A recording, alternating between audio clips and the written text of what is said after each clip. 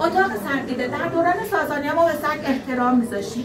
سگ روان مرده رو تا پای پل چینومت همراهی میکنه. هتل بوده مقدس بوده. سگی بوده به نام اشو، 2 تا لکه زرد بالای چشماش بوده، دوم صاف، انتهای دوم فرن. اصیل مشابه خیلی باهوشه بوده. سگ اصیل ایران، بهش گفتیم اشو. مرده رو اون که نوار قلب و اینا نمیگرفتن که میبردن اونجا میخوابوندن، روی سینه‌اش نون میذاشتن. نون نمادینه، در این اصلا نون نمادینه. این برمیگرده به آیین میترا و این نون گوش بوده و حالا یه داستانای دیگه داریم، میتونید خودتون بریم بخونید. خب نون رو نمادین میذارن روی سینه‌اش، اشور رو صدا میکنه. اشور میاد بو میکشه، اگه خورد یعنی مرده، اگه نخورد یعنی هنوز زنده است. چیکار میکنن؟ آیین زرتشت 24 ساعت 5 گاهه.